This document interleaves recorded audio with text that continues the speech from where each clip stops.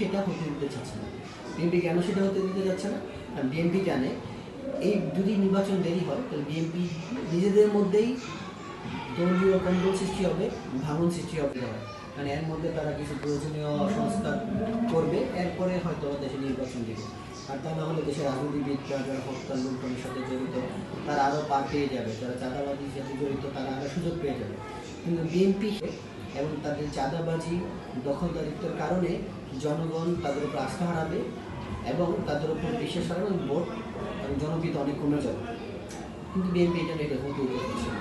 কিন্তু আমাদের এটা দরকার পড়ে। কেন দরকার? কারণ ভারত আমাদের উপর যে আধিপত্য বিস্তার করে আছে, সেই বিস্তার রোধ করার জন্য হলেও এই সরকার দরকার এবং আমাদের দেশকে শক্তিশালী জায়গায় পৌঁছানোর জন্য, পুরো পৃথিবীতে পরিচিত করার জন্য ডক্টর ইউনূস সাহেবকে, ওনার যে ফেসগুলো, ওনার যে সম্মান, ওনার যে সুনাম, ওনাকে 1 থেকে 1.5 বছর ক্ষমতায় রাখা উচিত দেশের ভালোর জন্য। আমার একজন দেশের নাগরিক হিসেবে, সচেতন নাগরিক হিসেবে আমার দেশবাসীর জন্য আমার বিনীত অনুরোধ, এই সরকারকে আপনারা অ্যাটলিস্ট 1 থেকে 1.5 বছর ক্ষমতায় রাখার চেষ্টা করবেন।